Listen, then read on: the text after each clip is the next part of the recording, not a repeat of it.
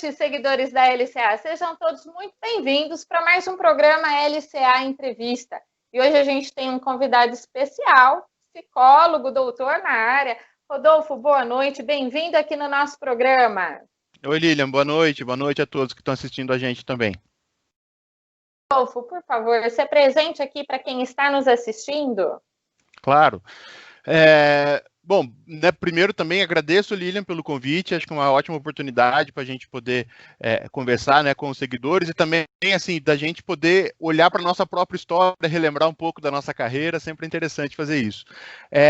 Então, eu sou Rodolfo, eu sou psicólogo, com mestrado e doutorado na área também, né, assim, na área da psicologia, mas com foco específico na questão de construção e validação de instrumentos, de testes psicológicos, de uma forma ainda mais específica na área de orientação profissional e de carreira, né? Hoje eu sou docente da Universidade de São Francisco, tanto da graduação quanto da pós-graduação stricto sensu, e tenho, enfim, aí todas as atividades de pesquisa, de docência, que estão aí ligadas à universidade e relacionadas, né, aos temas de avaliação psicológica e da orientação e desenvolvimento de carreira. Que bacana! Nós estávamos nos bastidores aqui conversando um pouquinho. Eu vou convidar você, por favor, para falar do início da sua carreira, como é que foi a tomada de decisão para você ser psicólogo? Legal. É uma história que eu sempre gosto de contar, assim, que quando eu, né, acho que só para fazer uma vírgula, assim, acabei de falar que o meu trabalho hoje, a minha área hoje de trabalho é relacionada à orientação profissional e de carreira, ou seja, eu ajudo, né, de forma direta e indireta as pessoas que estão com dificuldades de tomar decisão de carreira. Isso não foi à toa, né? Porque quando eu volto lá na minha adolescência, né, quando eu me formei no ensino médio, né, eu estou falando aí de 1998, mais ou menos. Quando eu acabei o ensino médio, eu não tinha a menor ideia do que eu ia fazer na vida, né? Assim, não tinha a menor ideia de que curso que eu queria fazer, se eu queria fazer. Aí, na época, eu já fazia um tempo que eu estudava tanto inglês quanto música, né? Desde o começo da adolescência, eu estudava violão e guitarra e tocava e tal. E acabando o ensino médio, sem ter ali muito o que fazer, eu acabei dando aula numa escola que me deu um calote enorme, assim, que a escola fechou no meio do caminho e todo mundo sumiu e tal, enfim, mas foi uma primeira experiência interessante. E aí depois eu fui convidado para dar aula de música na escola onde eu estudava desde, né, bem cedo, assim. E essa foi uma experiência fantástica para mim, né? Porque eu dei aula ali para, sei lá, não parei para contar, mas eu imagino que ao longo de 7 anos que eu dei aula ali, eu devo ter tido algo em torno de 200 a 300 alunos, porque eu chegava a ter 50 alunos na semana, né, e muitos ficaram durante anos comigo ali e tudo mais, e eram, né, aulas de 50 minutos ali de duração, então, e eu tinha contato com todo mundo ali, eu tinha aluno desde criança, né, até idosos de 60, 70 anos que queriam ali aprender a tocar um instrumento, pessoas de todas as classes sociais, enfim, entrava ali na sala de aula para né, a gente dar aula, pessoas de todos os tipos, assim, que a gente imagina, estava ali, né? Então eu pude conviver muito com as pessoas diferentes e gostar de tomar contato, né, com as pessoas ali. E aí, no meio do caminho, né, ali, comecei ali a dar aula em 98, 99, aí em 2001 eu resolvi entrar num de administração de empresas, né, fiz o vestibular, me matriculei, comecei né, comprei todo o material, comecei, na época ainda a gente tinha um monte de livro que a gente comprava e tal, comecei o curso, né? Não, hoje, olhando assim, não era um mau aluno, eu gostava, eu participava bastante das aulas e tudo, mas saquei que não era ali, não era aquilo que eu queria fazer, né? Assim, os conteúdos não estavam me tocando, não era o que eu queria estar ali, enfim. Antes de concluir o primeiro semestre, eu larguei, né? Vi que não era para mim, larguei para não aumentar ainda mais o prejuízo ali, falei, não vou mais e tal, parei. Decidi me dedicar, né, aí exclusivamente à música, fui estudar mais, fui, né, trabalhar mais com isso e tal, mas sempre tinha ali por trás, assim, um desejo, uma necessidade de estudar, de estar, né, de ir para o ensino superior e tal, que era uma necessidade minha. Eu não acho que isso todo mundo deva ir, acho que cada um sabe aí, né, das suas necessidades, das suas histórias e tal, mas eu tinha essa necessidade, mas eu não sabia o quê, não sabia para onde ir, o que fazer e tal.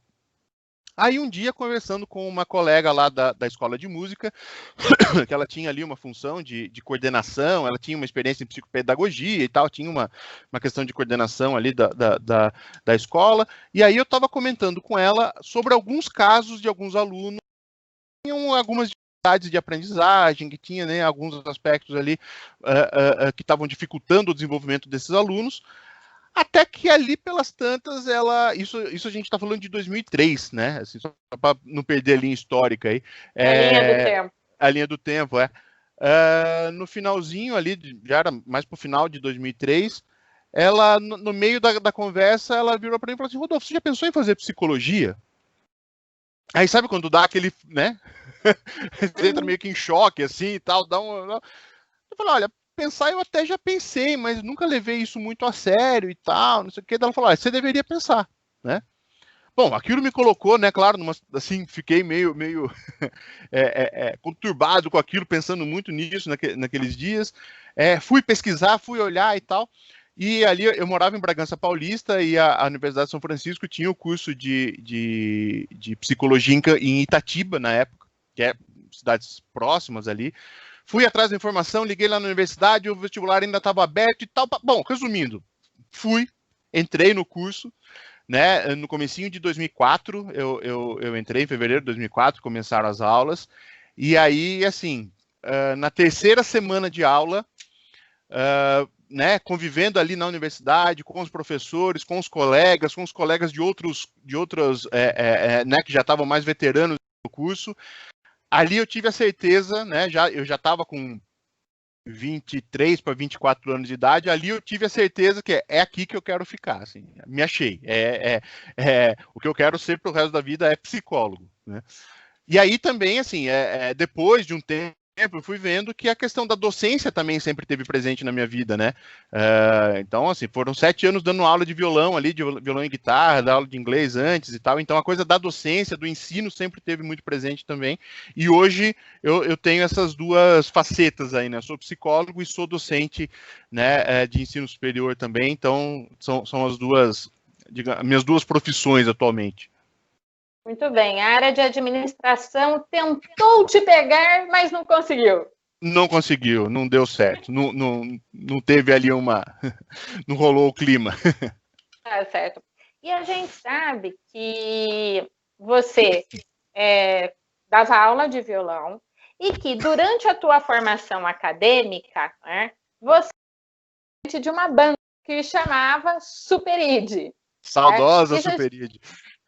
E isso a gente ficou sabendo porque a última entrevista nossa foi com o Rafinha. Para quem está aqui nos assistindo, acessa o nosso canal no YouTube para ver a entrevista com o Rafinha. Mas conta um pouquinho, como é que você organizava? Porque a nossa produção aqui contou que você era aluno de psicologia, você já tinha iniciado a iniciação científica e você tocava na banda. Como é que era esse equilíbrio aí? Olha, era divertidíssimo. Era divertidíssimo. Assim. Foi, acho que a fase mais divertida da minha vida foi nesse momento. Né? E muito legal vocês terem entrevistado o Rafinha. Ele é um cara fantástico. Assim, ele tem umas histórias sensacionais. Assim, e acho que as questões de carreira dele também são muito interessantes. Né? E foi engraçado, né? Que o Rafinha, na época, também morava em Bragança Paulista. E aí a gente se conheceu no fretado, né? Que a gente ia de Bragança para Itatiba, a gente se conheceu ali no começo. E ele sempre muito divertido, assim, sempre muito engraçado, e sempre brincando com todo mundo e tal. E aí a gente logo se aproximou e começou, assim, uma amizade muito divertida. Claro que aí a gente já descobriu que nós dois tínhamos o interesse em comum, né, da música. Aí sempre que possível a gente pegava o violão lá da Pró-Reitoria Comunitária e a gente ficava tocando lá nos intervalos. Enfim, o Rafinha ele estava um ano na minha frente, né, no curso, mais novo que eu. ele já estava, como eu entrei um pouco mais tarde, ele estava um ano na frente, aliás, ele me deu trote, enfim, foi toda uma... Né, ele começou toda a amizade. E aí, assim, durante o ano inteiro de 2004, os 2 primeiros anos da faculdade, né, nós íamos e voltávamos lá de Itatiba, da universidade, com fretado, então, né, sempre tocando, sempre conversando muito e tal. E aí começou a ficar meio pesado isso, porque o curso começou a ficar mais exigente também, enfim, e outras demandas que a gente foi tendo ali. Um dia a gente falou, cara, vamos mudar para Itatiba, vamos achar um lugar aqui pra gente, vamos mudar, né? Vamos. Nisso eu já estava fazendo iniciação científica, mas era assim, era uma bolsa de R$300 por mês, né? Mais que fosse há alguns anos atrás, assim, não era grande coisa, né? Não dava para nunca pensar em pagar um aluguel e tal. Então a gente achou um lugarzinho pequenininho, assim, e tal, ali perto da universidade. E aí a gente foi conhecendo, né, outras pessoas que gostavam de tocar. A gente conheceu, inclusive, o professor Ricardo Prime, que hoje é meu colega, um amigão, assim, mas que na época também era nosso professor na faculdade. Ele tocava bateria também e tal. Aí um dia surgiu sei lá, foi uma festa que teve alguma coisa. Vamos tocar? Vamos. Tal. Daí a gente juntou. E aí começou a tomar corpo, né? Assim, éramos eu, o Rafinha, o Ricardo e o Arthur, que hoje também é psicólogo formado, também doutor em psicologia pela Unifesp, enfim, tem toda uma história aí também, né, junto. Por isso o nome da banda é ser Superide, porque era 4 psicólogos. Exatamente. Eu lembro que um dia a gente estava conversando, né, que nome que a gente ia dar para a banda, aí a gente chegou naquele nível, né, de reflexão, de discussão, assim, já altas horas, né, num bar e tal. Aí um colega nosso falou assim, ó, eu acho que o aparelho psíquico ele é desequilibrado, porque você tem de um lado o ego e o superego, e do outro lado você só tem o id, né? A gente precisa equilibrar isso e tal. Daí, pá, o super id, né? Então, pá, juntou tudo aí, tivemos uma ideia de colocar esse nome na banda. E aí, na verdade, assim, com isso, né, veio a decisão, assim, eu deixei o meu trabalho lá na escola de música para ficar vivendo praticamente só com a bolsa de iniciação científica, claro, com a ajuda dos meus pais ali, de uma forma no início, né, eu mesmo ali era esse valor. Aí a gente foi morar junto, assim, a gente precisava pagar o aluguel, né? Aí a gente começou, bom, vamos tocar. A gente começou a tocar nos bares perto da faculdade, e aí depois de um tempo a gente mudou para um apartamento um pouquinho maior, que o Arthur, que também tocava na banda, foi morar, então moramos nós 3 da banda ali, e aí a gente tocava a cada 15 dias num bar lá, que era a grana que a gente pegava para pagar o aluguel ali do apartamento, né, juntando dos 3 e tal. Enfim, foi divertidíssimo, assim, e consegui equilibrar bem, assim, porque, né, eu tinha uma clareza, assim, de foco muito, muito grande, né, então eu sabia muito bem os papéis, assim, tipo, quando eu era estudante, o que eu tinha que fazer, quando eu estava lá na iniciação científica, o que eu tinha que fazer, e quando eu estava liberado, né, a gente tinha as outras atividades, enfim. Então, eu tinha uma clareza, assim, muito grande de propósito, de onde que eu queria chegar, e, enfim, em nenhum momento uma coisa atrapalhou a outra, e sempre foi muito divertido, muito legal. O Rafinha contou, na entrevista, ele fala que o foco dele, a clareza, caminhou para ser músico, né? Ele fala de um momento em que ele olha, ele já estava ganhando dinheiro com a música e ele fala, vou ser músico. E você estava ali na banda junto com o Rafinha, mas hoje você assumiu a profissão como psicólogo, doutor na área. Você ficou tentado em deixar a psicologia e ser músico? Nunca. Nunca. Até porque essa questão da música já estava muito bem resolvida na minha vida antes, né? Assim, quando eu fui para a faculdade, eu já tinha tido ali quase 10 anos de experiência como professor de música, vivência como músico também, de bar, de palco, né? Assim. E aí eu estava, na verdade, buscando a psicologia para outras coisas mesmo, né? Para mudar, para ter uma outra formação e tal. Então, para mim, já estava muito bem resolvido. E aí, assim, foi muito mais divertido ser músico quando eu já não era mais músico do que quando eu era músico. Então, para mim, foi muito tranquilo. Que legal. Conta um pouquinho para nós aqui como é que foi o seu planejamento de carreira. Então, você fala que iniciou a psicologia, aí você teve um convite para iniciação científica. Conta para nós como é que foi, degrau por degrau, até você chegar ao doutorado. Sim. Isso é interessante, assim, quando eu entrei na psicologia eu não tinha essa clareza, né, assim, logo no início, né, eu acho que como a maioria das pessoas que entram na psicologia, a gente tem uma ideia meio idealizada do que é o curso, o que é a profissão, assim, aquela coisa né, é só a clínica, é só o divã, aquela coisa, sei lá, acho que era meio idealizado, que acho que todo mundo que entra na psicologia entra mais ou menos com essa ideia, né, e aí logo no começo a gente já descobre que não é nada disso, que essa é uma possibilidade, dentre tantas outras e tal, enfim. Como eu falei, eu entrei na faculdade assim, numa idade já um pouco, digamos, mais velho do que a maioria das pessoas entra ali, né? Então eu não acabei o ensino médio, já fui direto, né? Eu entrei na faculdade já com 24 anos, né? Então já com uma maturidade, já com algumas coisas vividas e tal, e isso foi excelente, né? Assim, eu não tenho dúvida de que se eu entrasse na psicologia lá com 17, 18 anos, assim, eu acho que eu não daria conta, entendeu? Por uma série de outros aspectos, enfim, né, de maturidade mesmo. Então eu entrei ali, né, com 23 para 24 anos, muito seguro, né, do que eu estava logo no início ali, né, já entendi que era ali que eu queria estar, era aquilo que eu queria estudar e tal. E aí quando eu estava no terceiro semestre do curso, a psicologia, para quem não sabe, são 10 semestres, né, assim, o habitual. No terceiro semestre do curso eu tive a disciplina de psicometria, né, que é a disciplina que estuda os testes psicológicos, os instrumentos de avaliação, né, os estudos de validade desses instrumentos e tal. E eu tive essa disciplina com a professora Ana Paula Noronha, né. Aí ela estava lá pelas tantas, enfim, eu estava adorando a disciplina, assim, quando eu vi, olha, tem aqui um caminho interessante, eu acho que é isso que eu quero, me parece coisa e tal. Num belo dia, ela chega e fala na sala de aula que ela tinha uma vaga para iniciação científica, né? E mesmo não tendo assim total clareza do que era iniciação científica, né? Pelo pouco que eu entendi, bom, ciência é pesquisa, né? Trabalhar com uma pessoa que naquela época já era alguém assim, já era muito reconhecida na área, né? A professora Ana Paula. Hoje ela, enfim, não tem nem o que falar, mas já naquela época ela era alguém muito reconhecida, que já tinha uma produção muito consistente e tudo mais, né? E estava ali dando aula para gente e tal. Então, trabalhar com ela. E eu sabia na hora que era trabalhar com testes psicológicos, não sabia exatamente o que, sobre o que era, então era sobre testes psicológicos. Falei, ó, é isso, vou nessa, vou ver qual é que é. Aí fui conversar com ela depois da aula, falei, Ana, eu tenho interesse, né, eu gostaria de fazer. Aí ela falou, olha, eu acho que eu também gostaria de trabalhar com você. Aí a gente conversou algumas vezes e tal, ela me passou algum material para ler, e, né, fiz ali meu projeto, me candidatei para a vaga da IC e tal.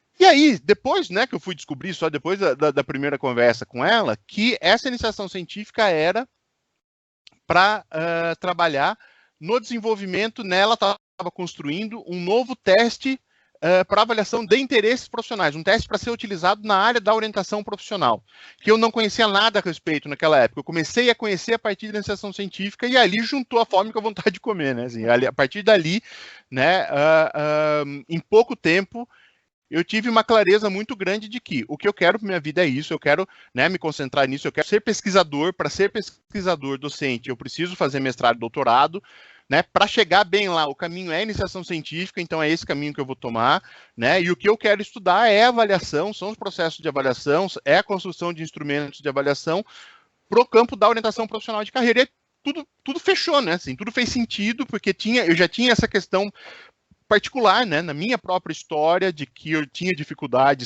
tive dificuldade para tomar essa decisão.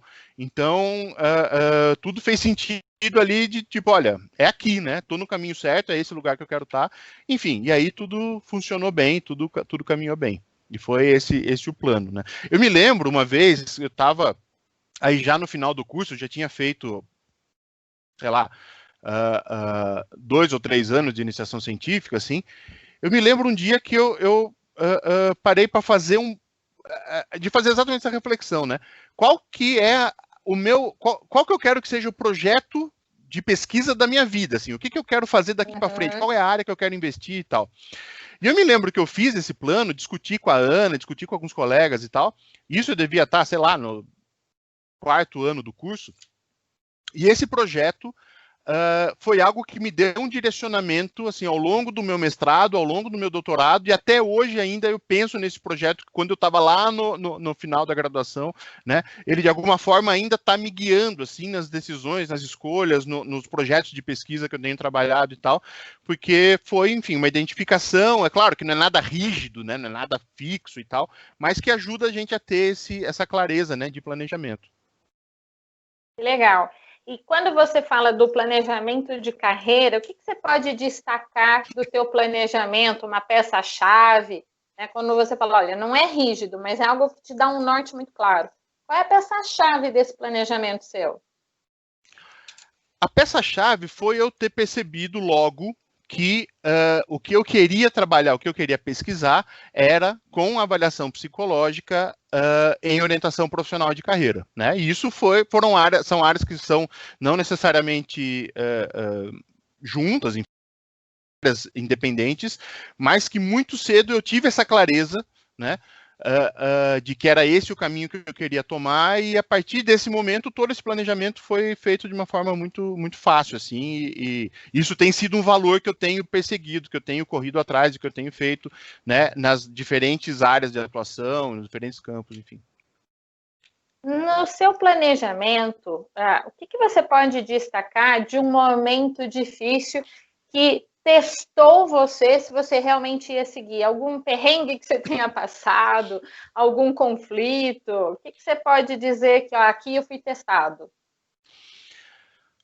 Eu acho que foi quando eu acabei, né, o meu mestrado, né, eu acabei a graduação e entrei direto no mestrado, assim, foi, né, não deu, na semana que eu me formei, que eu tive a formatura, que eu peguei o diploma, foi a semana que teve o processo seletivo do mestrado, entrei, foi aprovado e tal.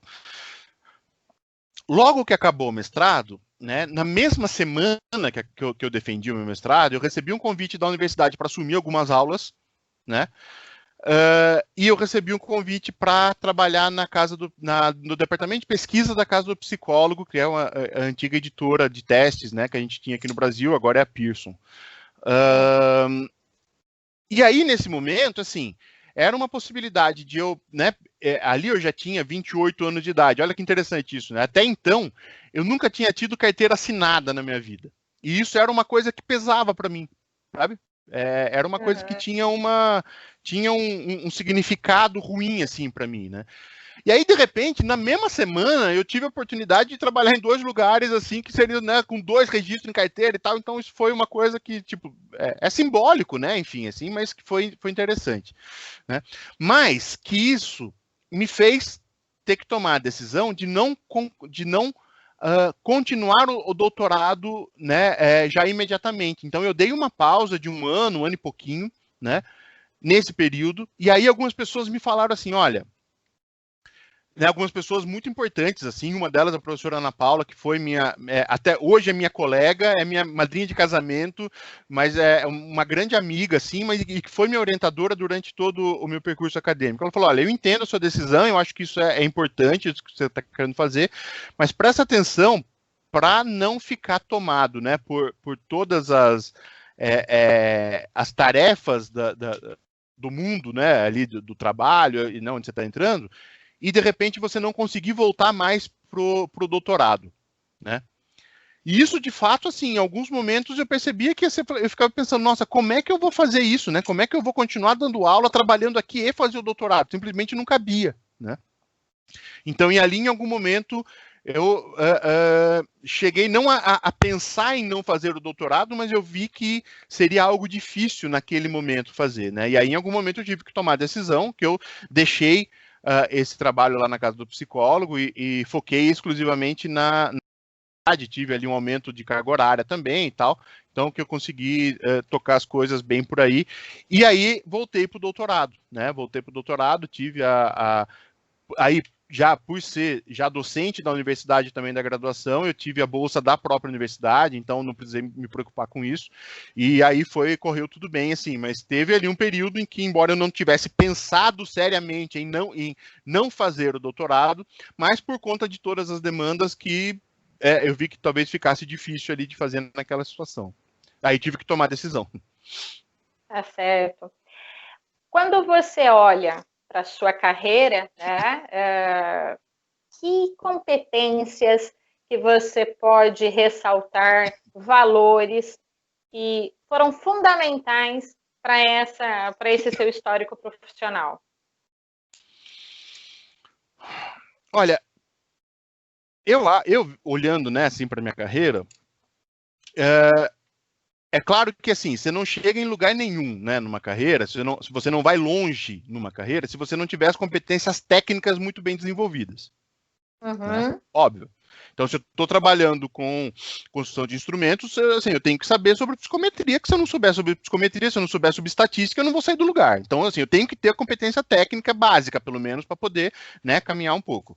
Mas eu acho que as competências relacionais foram muito importantes. Assim, eu sempre me relacionei muito bem com as pessoas, de uma forma muito sincera, né?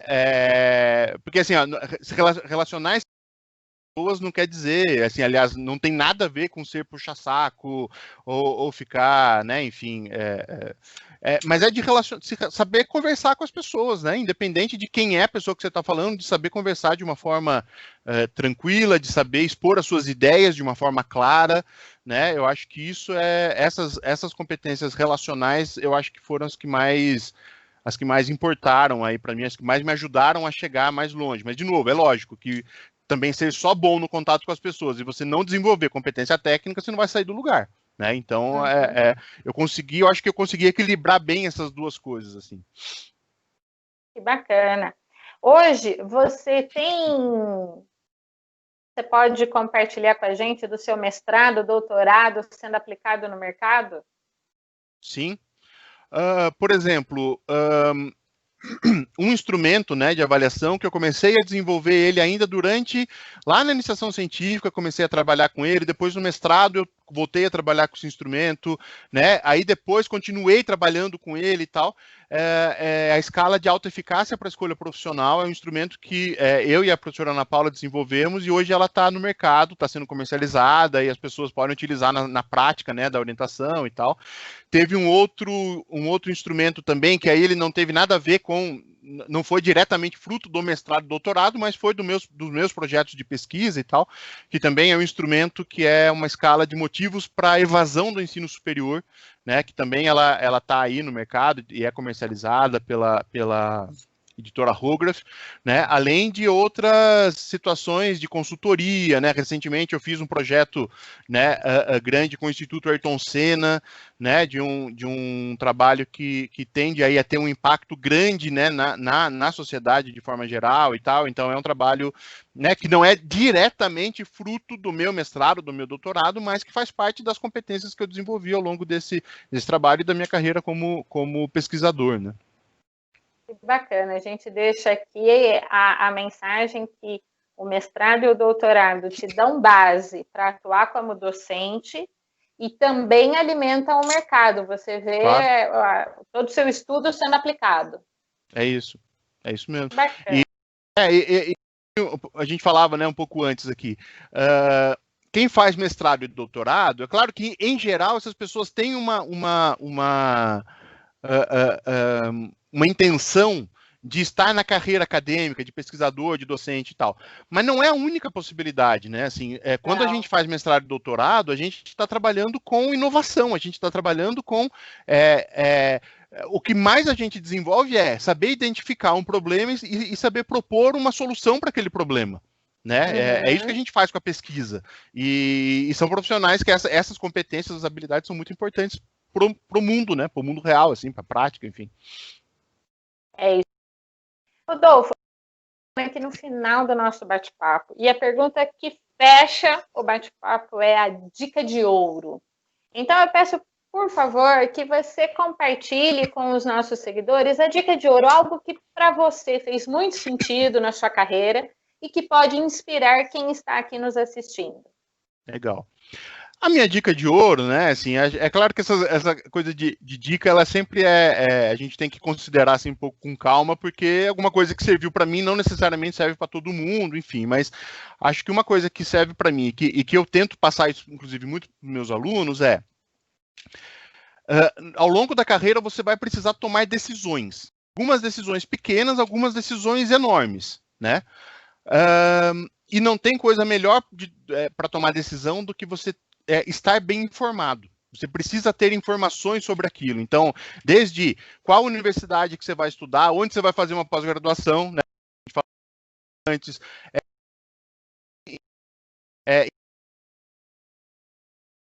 onde eu estou trabalhando hoje, eu vou mudar. São decisões, às vezes, pequenas e às vezes decisões muito grandes, mas que a gente só vai tomar boas decisões se a gente tiver munido de boas informações. Né? Eu acho que essa é a dica aí. Tem que buscar informação, tem que pesquisar sempre. Perfeito, perfeito. Faz todo sentido. A gente tem decisões mais assertivas quando a gente tem a informação e consegue mapear as consequências das nossas decisões. Embora não seja garantia de que vão ser boas decisões, né? Porque a gente só vai conseguir avaliar se as decisões foram boas ou não com o tempo, né? Assim, com o passar dos meses, dos anos e tal. E também não tem nada de errado em tomar decisões ruins, né? Claro que às vezes decisões ruins podem nos levar para lugares muito ruins, assim, mas errar faz parte, né? Assim, é bom errar para a gente poder aprender também, quando dá para errar, enfim, claro. Eu, particularmente, digo que as minhas maiores aprendizagens foram com os erros. Pois é.